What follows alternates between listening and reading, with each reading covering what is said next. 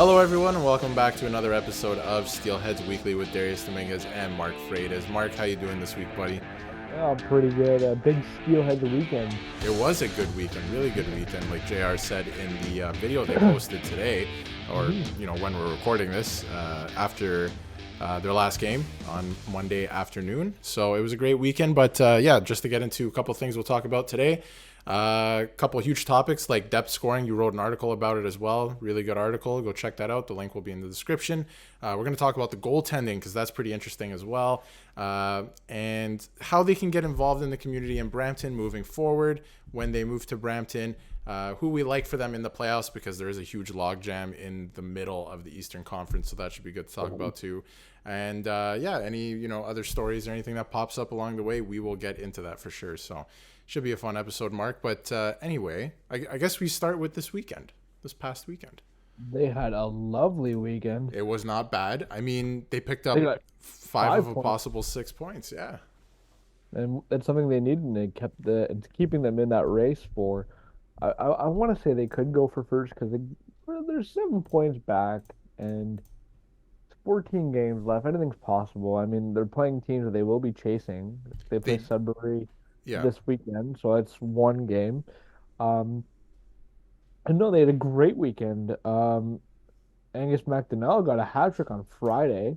I believe it's Friday. Yes. Yep. Friday against Kitchener Yeah, Rangers. Yeah. Friday against Kitchener, and that's good. It's something they needed, and he's third on the team in points. Yep. Might I add, and that's somewhat of a depth move for them, but like a depth player, I should say. But no, he's been doing really well, because all the hat tricks this season have been coming from Martone and Misa. So it's good for someone else to get on the score sheet of hat tricks.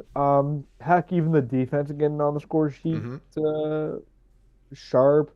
A couple weeks ago was oh, I can't pronounce his last name. Von Richter. Yeah, Von Richter. Yep. I have trouble with that one. I don't know how I have trouble with that last name. It's pretty simple. Um, and they're getting guys like Van Volsen scoring, and they've got Dean Locust scoring, so it's all coming in a bunch right now, which is great. Yeah, and I mean, like you mentioned, like Locust has been pretty hot, especially this weekend, scoring a couple big goals when they needed it. Van Volsen has really come on in the second half here, which is great to see because, the first half of the season, you're kind of wondering if that trade was maybe not a mistake. You kind of knew that they were going to move on from Owen Beck, but it wasn't looking like the return was going to be anything crazy. And Jack Van Volsen's really turned it on, so that's great. He's had a great second half. And we'll get to it in a second, but I thought he played well on Monday as well, the Family Day game. But I think a good showing against a pretty decent Kitchener Rangers team. I mean, they're pretty good, man. Like that is a decent team. And you get a point out of it. Exactly, and you get a point out of it. And I mean, you could have went either way, and you don't play that team often. Nope. But like I said, great team. They got great players like Matthew Sopp. They got Carson. I can never pronounce the name. Raycroft, something. Raycroft? It's not Raycroft, but a couple good NHL prospects, good players there as well.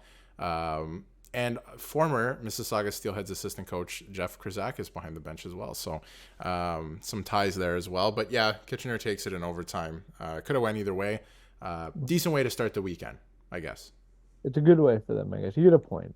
Yeah, Always good to get a point. 1 point's better than no points. Exactly. And I mean, you need as many points as you can at this point of the season. So if you are going to lose to a pretty good team, doing it in overtime is not a bad way to lose, I guess. Like you said. Not too shabby. If we move along to they returned home on Saturday afternoon to play I think it's the last meeting between them and not the Kitchener Rangers, the Kingston Frontenacs. Yeah, I think it was the last meeting of the season. Got off to a really hot start. Kingston got a couple goals back, and then they finished strong, winning the game. This was a big win. This is something they really needed because I feel like you need to punch down on teams that are below you at this point of the season to keep punching up. And Kingston's a team that I don't think is really moving from their spot. If you look at the standings, they are probably going to finish 7th. That's it. I don't think they're going any higher or any lower. So you have to take advantage of playing against weaker teams like this. So it was nice to see that. It was, and they also got one depth point from the defenseman of Chaz Sharp. He got the last goal of the game for Mississauga on the power play. much needed. You need your captain to get you some goals, especially Hmm. on the back end. That guy is a good slap shot. Needs to take more slap shots. Hmm. From what I've seen this season, because most goals I've seen him score are all slap shots. So get on that slap shot train, man, especially on the power play. And then Misa and Martone doing what they do for the team, getting a goal. Misa had had one goal, yeah, one goal, two assists, and there's a no, hold on, mistaken. Sorry, Martone had 2 points. I am very confused now. Sorry, Misa Martin had had two two points. Yeah, points, goal and assist. one goal, one assist. I am losing it. I'm sorry. I keep seeing. I think my eyes were just throwing me off there. We're on a roll today. We're We're just rolling. We're rolling, Mark. we're It's all rolling. good. But So anyway, they got Misa got his 100th career assist, mhm. and Martone got his 50th career goal. There's a point. I'm trying to remember now, 50th career goal, which is pretty impressive. which is very Um, impressive. yeah, only So I guess a year and a half into his season, or a year and a yeah, almost 2 full years. Also 31 on the season for him, which is very impressive as well.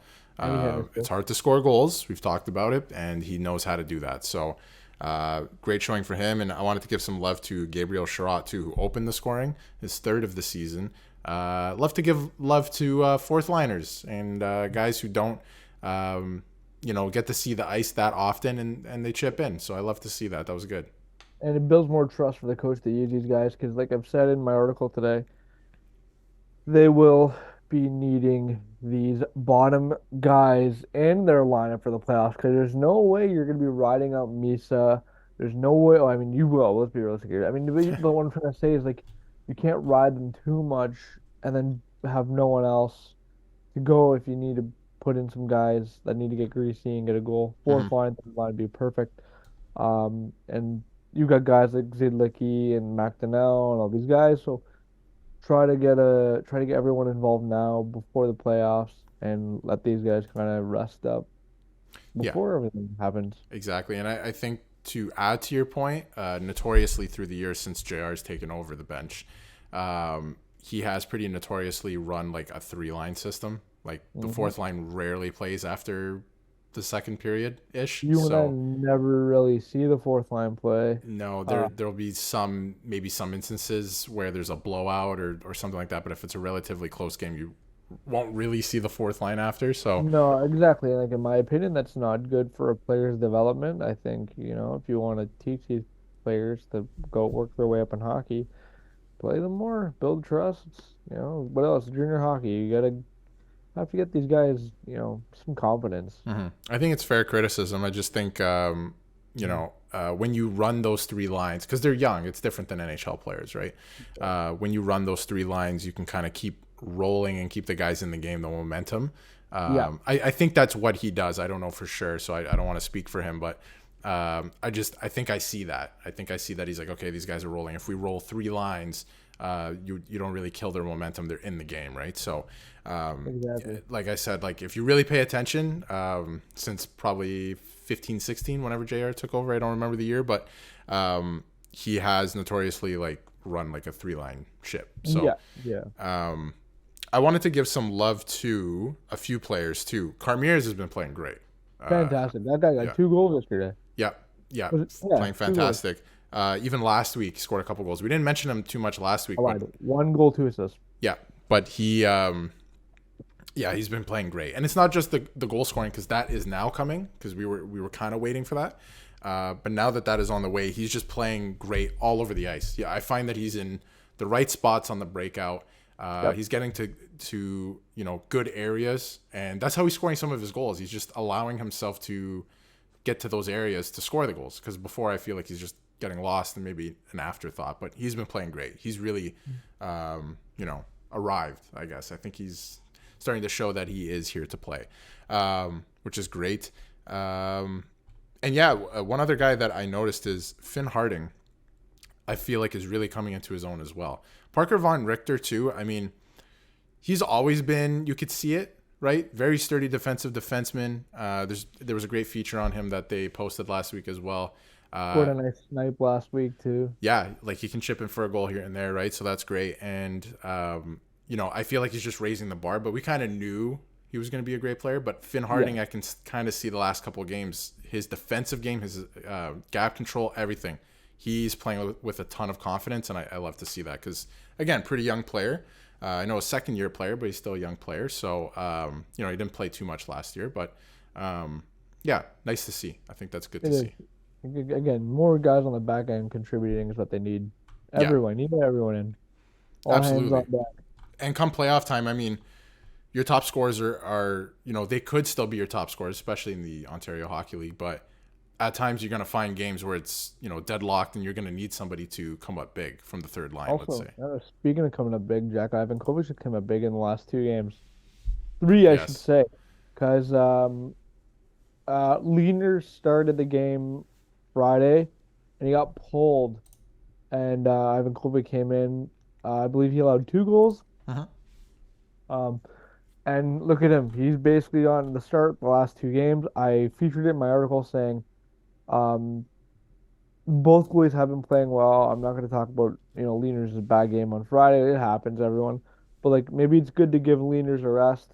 Run with Ivan Kovic for a bit now. Give the kid some experience. He's 9-3-4 on the season. Uh-huh. Has a .13 913 save percentage, which is ninth. Oh, sorry, he's ninth in goals against average, in the OHL, Which which is is really good. good. Yeah. So, and he's a rookie. So build him up, give him some confidence in these games, especially against Owen Sound, Kingston. Your next game is against the Ice Dogs. Might as well just go back and play the kid again. He should play And again. Yes. play I was again, and going then to, yeah. Sunday you have, they have Saturday and Barrie. Go back to Leaners both games maybe. Maybe go Ivan Kovic Friday, Saturday, then go back to Leaners in a game, which is very important where you know you're going to need 2 points on Sunday against Sudbury because that game, the Steelheads could be a point back come Sunday if they could win um, both Friday and Saturday. Depending where the cards fall, right? And we'll get to next weekend like later in the episode because I do have like a lot of thoughts about next weekend. It's going to be a big weekend. Yeah. But to talk about Ivan Kovic, like you just mentioned, 30 saves on Saturday. Like he was a big reason as to why they won. Because usually the Steelheads outshoot their opponents big time, which they did again in this game. But Ivan Kovic coming up big with huge saves. And yeah, he's just been great. He's a rookie. They're actually leaning on him in situations which hasn't been the case any season besides this one in Mississauga Steelheads history, which is nice to see. And yeah, he's just been really good for a rookie. Like he's obviously the skill is there. He's fantastic, but he's actually putting it all together, and he looks very poised. His pads, by the way, have you seen his setup? I saw his first setup that he had in like October. It was like a Cujo setup. Then he changed it. Yeah, the one he has now is awesome. If you get a chance to look I at it, have it to has like see the it. old Steelheads logo on it too. Friggin', it's great. It's really cool. Don't let the copyright one see that one. Huh? Yeah. No, it's all fine. It's part of the team. Yeah, it's good. At least he has that one. No, it's good. And like I said, last time they had an actual good goalie that was a rookie, JP Anderson. So maybe he could pull some of JP's magic that he had. JP was a great goalie too, right? So that would Yeah. be fantastic, comparable. If you are you good with the Saturday game? Move on. Yeah, go ahead. Yeah. We move along to the Family Day game. It's a Nick Hague bobblehead game. I actually got one. I don't have it handy. Stanley To Cup show off. champion Nick Hague. Stanley Cup champ. Yeah, how dare I? How disrespectful of me. Disrespect him like Stanley that, man. Cup champion Nick Hague bobblehead day, Family Day game, and it was a great crowd on hand as well. Over 3,000 people. Building was loud. Kids were into it. It was a good time. Lots of fun. And they beat the Owen Sound Attack. I feel like they beat. It's not. Well, I feel like they beat them every year on Family Day, but I feel like they play Owen Sound every day on Family Day. Family Day tradition. Yeah, and they bring a lot of people too, as we know. Yeah, Everyone knows, right? It goes, maybe they could build off it, but that's a little bit of wishful thinking. yeah, but we'll see what happens next year too, right? Hopefully, yeah. But yeah, the props to the Owen Sound fans for showing out too. They always show out in Mississauga. Goes back to the 2011 final, the whole thing with that. So taking over the building. We talked about it a little bit in our episode with Roger as well. Yeah, terrible flashbacks. I actually watched that game. Sorry, Mark. I just gave you PTSD live here on the show. But yeah, to get into the game, Carmiers opens the scoring. Nice goal. It was kind of like off the rush. Came in, sniped it. It was nice. Like you said, power play, Chaz Sharp, the slap shot, man. That is their weapon on the power play, and they gotta use it a little bit more often. That was great. Kobe Barlow, he scores from his spot. I mean, he's a sniper. That's all he does. And they left him open, and that was their one hiccup of the game. So I mean, in terms of defense in this game, the whole team looked committed. They played a very tidy game. Barlow got open for 1 second, scored from his spot. I mean, NHL It draft happened. prospect. Yeah, he's guys like that are inevitable sometimes. So I mean, they played well despite that. Locust scored a nice goal off the rush too, deked out a guy. He's done well for them now ever since the trade. Like at first, when he came, excuse me, it seemed like he was struggling. Hmm. But now it seems like he's been picking up. Like example, the game we went to 2 weeks ago, he scored 2 goals, Yep. almost a hat trick. Exactly, yeah, and yeah, he was on hat trick watch, and I think part of that too is like he was playing with Carmiers a little bit, and Carmiers is Mhm. starting to heat up, so I feel like they're just kind of bouncing off of each other too, which is good. Yep. Yeah, good. Fibiger gets an assist on that too. Fibiger's been great. He's been a sleeper this year, by the way, Yes, on he's been defense. great. So, last time I checked out his points on the team today, and he's up there. He's Yep, actually like doing well. Um, Currently in points, he is one, two, three, four, five, six. He is seventh in points on the Steelheads. He has 6 goals, 24 assists for 30 points. Not bad for a defenseman. no, it's Sharp good. is just 6 points ahead of him. So it's good. You're getting points from your defense, is what you need. Yep, You mentioned Harding. Harding's at 28.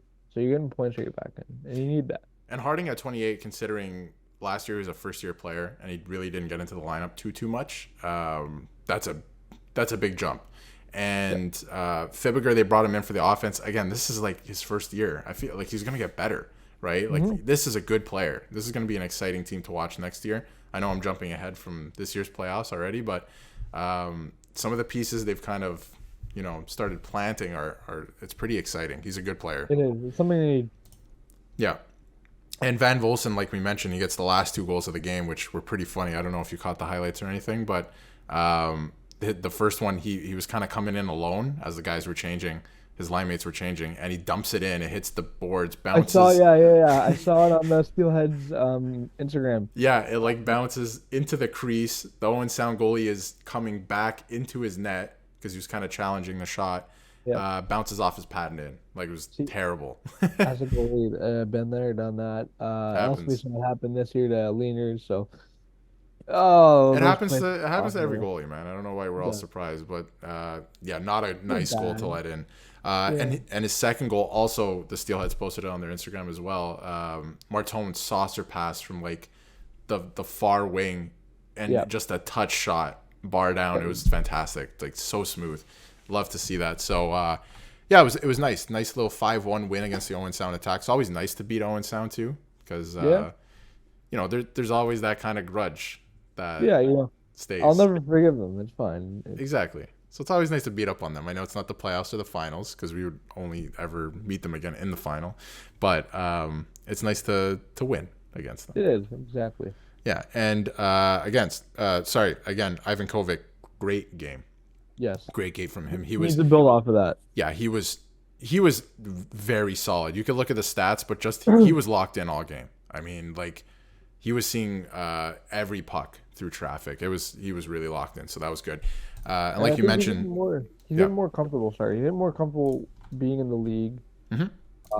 now. And I was right. So he is ninth in goals against average.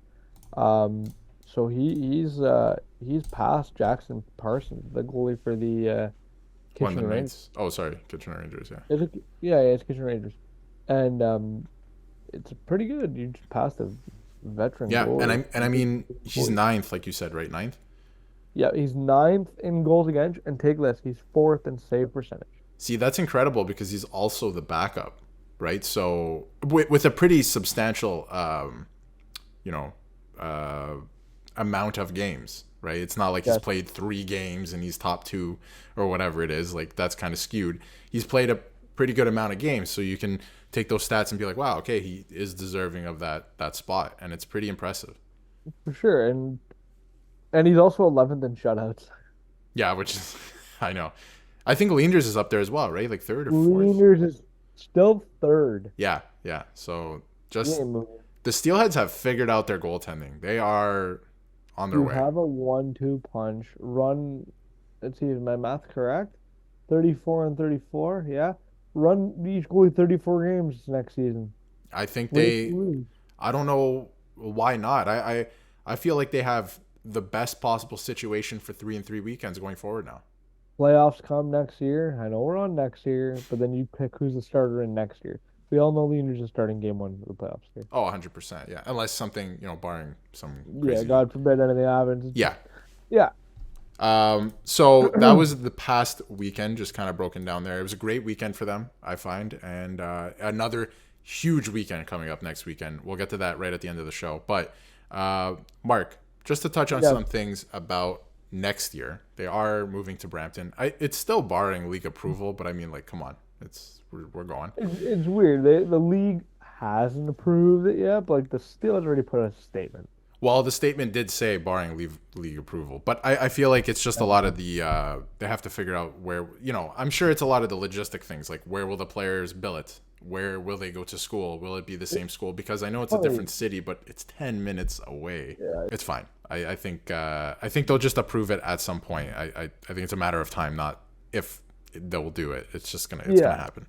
But a couple things like a lot of people. I think there's a lot of like pessimism going around. There's also a lot of wishful thinking going around because it does go both ways.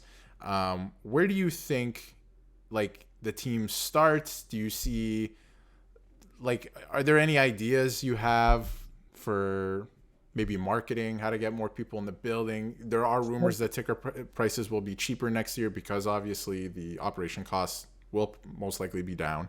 There's a lot of moving parts. What do you think?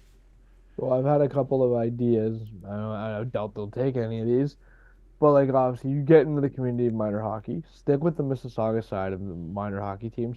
Get in with Brampton. I'm going to be a little biased here, so I do play pair ice hockey, sledge hockey. Get in with like the sledge hockey crew because the Kitchener Rangers of the OHL they sponsor the sledge hockey team that we would play against.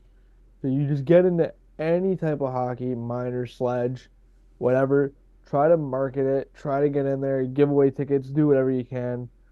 And why not? What's it gonna hurt, right? I think like I never really seen the Steelheads with like these minor hockey clubs, if that makes sense. Uh-huh. Like I haven't seen any videos. Yeah, they go to schools.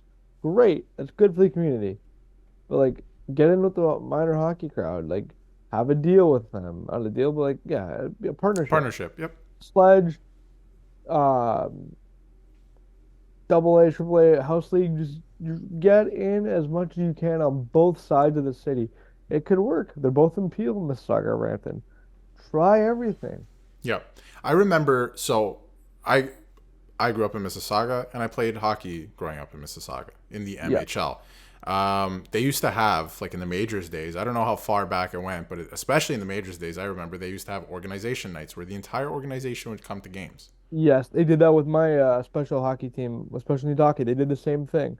They Hmm. would come out. They would come to our practices sometimes. They even had Maniac because we knew who the guy in the costume was. So he showed up to one of our practices once. That was pretty Yeah, cool. Like, that's get out with cool. the community, go to schools, keep doing what you're doing, and like partner it up. We have again minor hockey nights because like, they say they have that, but I don't. They, they have it with them now, but they technically don't. If that makes sense, they just bring them out on the ice, and you don't see a lot of minor hockey teams at the rinks anymore. I think I've noticed it in the last couple of years because, like I mentioned, growing up, the whole organization would go to a game, and then I used to go to games here and there, and I might see the other organization having their night. But it was a huge deal. There was Yeah, tons of kids, all different age groups and levels, there wearing their jerseys. Those nights, it wasn't like every night throughout the night, yeah, throughout the season. Sorry, but I don't see too much of that. I do see like Port Credit night, and I think recently they had the Brampton 45s in, which were great. yeah. So they do a few of them a year, but I just remember it being a bigger deal. It And used to be, yeah. And yeah, heck, I know this is kind of old school. This is like the old. I'm only 27, but this is the old guy in me talking. Bring back pocket schedules. market it. Have a remember those big cardboard cutouts you used to have? Hmm. There's pocket schedules in there. Use a pocket schedule. Bring back the magnets. Just try to market it. I think that's an issue in itself that the Steelheads and maybe even the league can't control. I think that's like a Yeah, societal thing we're going through where like everything's digital. Because I totally yeah, agree. There was nothing better to me than going to like a Steelheads game, Leafs game for that matter, and getting a physical like game. What do they call it? Programs.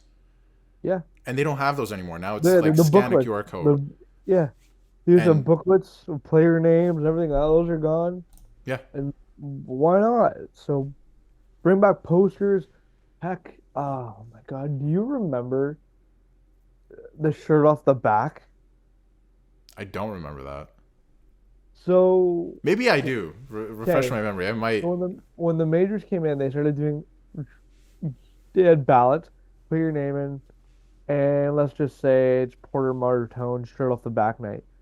They choose your name, you go on the ice after the game, and you get his jersey off the I back. do remember this. Okay, yeah, I do remember this. They would pick you. So, okay, they have something similar they've been doing the last couple of years where they'll take like an older jersey and give it away. It's the same type Yes. of thing, right?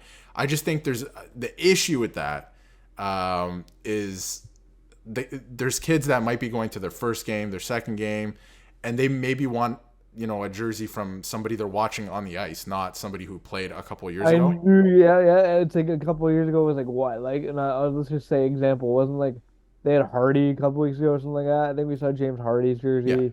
Now there's a difference. There could be higher end players, like you could give away a Nick Hague jersey, let's say, and people know who Nick Hague is. He's won the Stanley Cup, right? Something like that. But when you give away like guys that are not very well known and they're not on the team actively, I think that's kind of where you run into that issue. But I don't know if that's a huge issue. But I think there's you bring up a good point with like the programs and stuff like that. Like if you could take home like physical things that kind of remind you of the team, or a pocket schedule so you know when their upcoming games are, because if it's just scan a QR code, somebody might not do that. And I know it's saving resources and everything is going digital, I understand that. I just think that you know that that could be something that I used to put the schedules on my fridge, or I would look at the schedule on the little pocket schedule like you said, Yeah. Or heck, not that long ago. would they could also go back to one more thing. Remember the autograph sticks they would give after every game? I do. Those are cool too, but I they were feel like like it actually, majors branded. yeah. So the guy who made those sticks actually sold me like a jersey last year. I'm like, oh, you're the guy that did it. Heck, talk to that guy. See if he can make some sticks for the team, give away, and sign like three stars. Hmm. All right, that's it. I think like there's even more, and we'll get into it in future episodes as well. But there is so much opportunity, I think, with some operation costs down for them to not only like try like do more things, like maybe marketing and sales wise and partnerships, like you said, but like literally experiment, like just Exactly. experiment to see what The, works. the TV stuff, I understand that's out of their control. That Rogers is shut down here years ago. I understand that. And I That's think they have a sorry to cut you off, but I think they have a decent system in place now. A couple of years ago, it was kind of in limbo. There was no way to watch games. Now at least you know where to get the games. yeah, it's on OHL, CHL TV. Yes. Yeah, so that's a good one. So everything seemed to fall into place if they do it right. Yeah, and I think there's like I said, there's a lot of pessimism. Like, hey, the attendance is not going to be better. If anything, it's going to be worse. But I think there's potential, like I said, with operating costs down a bit, and the fact that there's a restaurant in the arena, because that is a little bit of a factor too. Let's not pretend like it's not.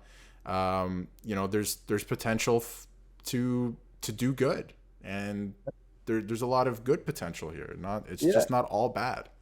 and it's like I said last week, maybe trade for a big name guy, Yep. market them, because this is something I also wanted to talk about. So I got into a conversation with a follower on Twitter, a part of Maple Leafs Twitter, Showtime Wagon. Him and I had a conversation about the Mississauga Steelheads and about who they've drafted over the years. We talked about attendance, and we talked about how they drafted Jack Hughes, they drafted Trevor Zegras, they drafted William Nylander.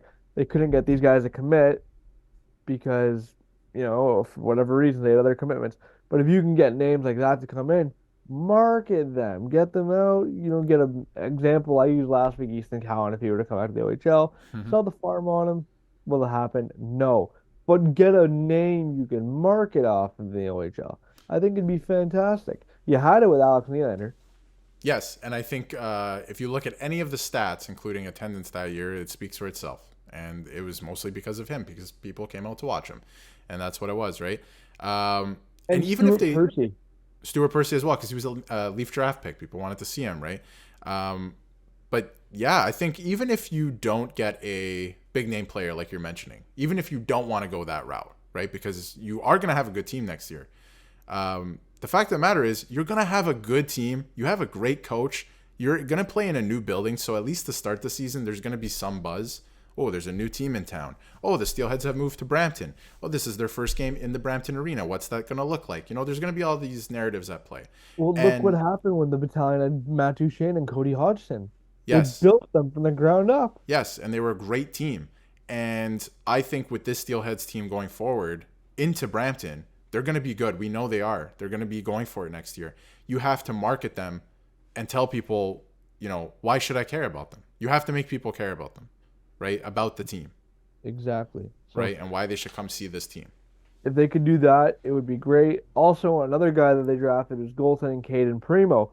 Could have had another guy there. Could have had someone in from the back, from the in net between the pipes. Could have had a star goalie there for you. Yeah. Could have won a couple, maybe championship. But then obviously, these, like I said, they go play somewhere else. So if you can convince guys to play for your team, that would be awesome. But that is all I have to say on that topic of who they could have had, what could have been done. My last thing I'll add on that is follow Showtime Wagon because that's who the guy I had a conversation with. Can't just let that slide like that. So I'm done on that topic of that because I think I don't know what else we could say about it. Just try to market guys you can get. And I think to bounce off what you just said there too, I think in a way, like wash our hands of everything in the past and just Get rid of it. not get rid of it. Like don't forget the Yeah, history of the team, let's say, but move to this new arena and try new things exactly. and create a new narrative. I think that's what we're looking at here, and make people care. Make people care. I think that's the Exactly. biggest thing. Why That's should all they you come? want. And are you going to give them special deals to come to games, stuff like that? What can there are ways we can do this, and with the digital landscape, there's a lot of things that can be done. It's going to be hard. It will be a challenge. Roger talked about it. It Hmm. it's very difficult, but I think they can survive, and I think they can get to a point, if done correctly, that they can kind of build up this organic kind of fan base. I don't know what the word I'm looking for is, but they can No, kind of start building something again. what's funny? You know what team did that? The Erie Otters. Yeah, And who did they draft Connor in McDavid. 2012? It does Yeah, come back to the roster and the team. I'm telling you, it does. it could work. Just takes time. PWHL is working great. Fantastic. Yeah, last week was a So huge indication of that. Yeah, I think anything could work as long as you put your mind to it. absolutely. And to move on from this topic real quick, I guess we'll preview next week very quickly. Preview Um, next week, and I thought we were going to talk about maybe the playoff matchup, but that's up to you if you want to. we could touch on it quickly. I have my Yeah. my opponent, my preferred opponent, but All right. next weekend they play Niagara, who's last. Should be 2 points, On Friday should be 2 points. On Saturday they play Barrie, who is not a good team, in eighth place in the East. but they always struggle against Barry. They So always struggle against Barrie, in Barrie especially. It's in Barrie on Saturday. mhm. You should still get 2 points, but it's going to be an interesting game. I think Yeah, Ivan Kovic should start both of those games. I don't know how you give feel him about that. both games. Rest Leaders as much as you can. Like I said, you will need him in the playoffs. Yes. You got Sudbury at home. It's going to be a huge game next Sunday. That's a big game. First place Sudbury Wolves. Depending how it shakes up, if the Steelheads can pull out a win there, put Leanders in net, it could be huge for them. Get that draft stock up too on him, so like a team takes him the high round. That would be nice Toronto. too. Yeah. Yeah. So no, but on a serious note, yeah, just try to get him in as much as you can. Yeah. And in terms of, dude, there's a huge logjam right in the middle of the Eastern Conference right now. Who would you like to see the Steelheads play in the first round? I'm hoping they can still get home ice, but what opponent, speaks to you? If I'm gonna be honest here, if you could try to climb into second place, get Kingston. Would be nice. Would be nice. I don't want North Bay.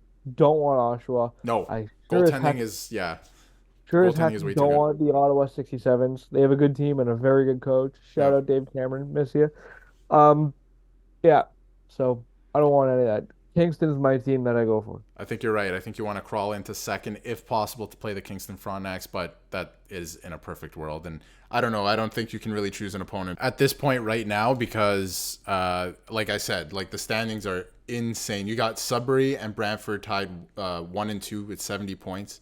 Then you got 65 points in third, 64 points in fourth with North Bay. Then you got Mississauga and Ottawa tied at 5 and 6 with 62 points. I mean, it can change like dramatically before the end of the year. 14 games left from, 14 games left from Mississauga. Yeah, yeah, and Get I mean there's a couple as much as variables. you can. Yeah, I mean it's gonna be this is a huge weekend. I mean, and not only this weekend, I'm sure like we're gonna get into it in future episodes, but you play a lot of bottom feeders coming up of the standings, and Brantford still like 3 times I think or 2 times at least. Brantford 2 times. 2 more times, but also you have. So I don't want to get ahead of myself for next week, but they play Ottawa next week and on March the 10th. So Yeah, those are so 2 games you're gonna want. there You're are playing 4 Niagara games there three with direct, times. direct like implications on the standings. So it's going to be, and obviously North Bay, which is fitting by the way, the last regular season home game ever in Mississauga in the OHL is, well, I shouldn't say ever. You never know. Can never say never, but for now, is against the former Brampton team. So North Bay Battalion.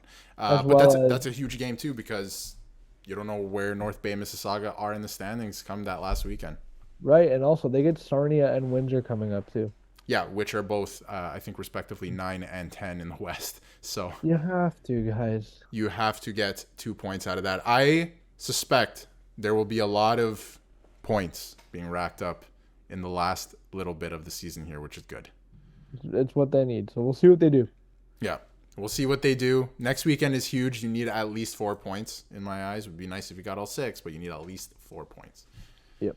So we will see what they do next week, but they're looking good. They're looking good. So I'm excited to see, what they do going forward. A lot of guys are coming on at the right time, so you always love to And see guys, that. I think some guys are coming back from injury. I think everyone's back. No, they're still missing Zabeski as well. So that there's a couple. Yeah. They're not at full strength, which is great. That's a good thing. So It is. it's So gonna be once fun. they get back, they'll be getting going. Yes. So Yeah. it'll be fun to watch that. But anyway, that is it for this week's episode. We thank you all for watching very much. And Mark, you got any closing remarks? No, just have a good, strong weekend, lads. You're gonna need it. Hopefully, get 6 points. Try your best. Play hard. And yeah, go Steelheads. And Yep. follow us on Twitter. And well, yeah, nice plug. Yes, follow us on Twitter and check out Mark's articles. A link to the most recent one will be in the description of this video, so check that out. It does some great, writing for the Steelheads. So check that out, and yeah, we'll see you all next week.